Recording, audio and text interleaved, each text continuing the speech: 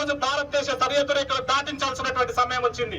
కాబట్టి మొన్నటికి మొన్న చూసినాం, ఒక యూట్యూబర్, ఒక మహిళ ఈ దేశంలో ఉండి, ఒక జ్యోతి మల్హోత్రా అనేటటువంటి ఒక వ్యక్తి ఈ దేశానికి విఘాతం కలిగిస్తున్నటువంటి విషయాలు అనేకం ఈ రోజు మనకు అనేక ఆశ్చర్యానికి గురి చేస్తా ఉన్నాయి. ఈ రోజు ఒక శత్రుగా ఉన్నాడు, శత్రువుని ఎదుర్కొనే దమ్ము మనకుంది. వందలు వేలు లక్షలు ఎంతమంది వచ్చినా వాటన్నిటిని ఎదుర్కొనేటటువంటి శక్తి సామర్థ్యాలు ఈరోజు భారత త్రివిధ దళాలకు అందరికీ ఉన్నాయి. కానీ ఈ దేశంలో ఉన్నటువంటి అనేక రకాలైన వ్యక్తులు ఈ దేశం గాలి పీల్చి, ఈ దేశం నీళ్లు తాగి, ఈ దేశం ఉప్పుదిని, ఈ దేశానికి ముప్పు కల్పించినటువంటి వ్యక్తులని మనం ఎక్కడికక్కడ కనిపెట్టాల్సినటువంటి అవసరం ఉంది. దేశ సరిహద్దులో బార్డర్ లో సైనికులు ఉన్నారు, వాళ్ళ గురించి ఆలోచించాల్సిన అవసరం లేదు.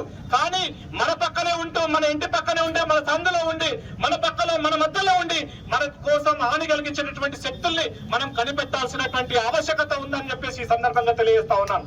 కాబట్టి మిత్రులారా, ఆపరేషన్ సింధూర్ ద్వారా ఒక దృఢమైన ప్రభుత్వం, ఒక దృఢమైన శక్తి, ఒక దృఢమైనటువంటి సమాజం ఈ భారతదేశం అనేటటువంటి విషయాన్ని ప్రపంచ దేశాలు గుర్తించినాయి. ఈ రోజు అత్యంత వేగవంతంగా ఆర్థిక వృద్ధి జరుగుతుంది అనంటే ఇది ఆపరేషన్ సింధూర్ వల్లనే.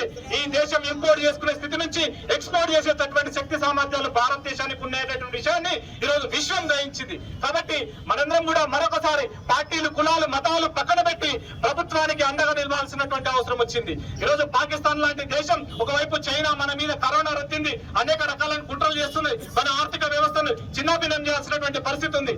ఎన్ని రకాల యుక్తులు చేసినా వాటిన్నింటిని ఎక్కడికక్కడ అరికట్టేటటువంటి పరిస్థితి, ఆ శక్తి సామర్థ్యాలు మన ప్రభుత్వాలకు ఉండాలి. ప్రభుత్వాలకు మనం అండగా ఉండాల్సినటువంటి అవసరం ఉందని చెప్పేసి మీకందరికీ పిలుపునిస్తూ, ఇవాళ త్రివిధ దళాలకు మద్దతుగా, భారత ప్రభుత్వానికి మద్దతుగా ఈరోజు ఎజెండాలు పక్కన పెట్టి జాతీయ జెండానే నాకు ముఖ్యమని గుండెల నిండా దేశభక్తిని చాటుకున్నటువంటి తాండూరు ప్రముఖులకు అందరూ కూడా పేరు పేరున శిరస్సు వంచి ధన్యవాదాలు తెలుపుకుంటూ ముగిస్తున్నాను. భారత్ మాతాకి.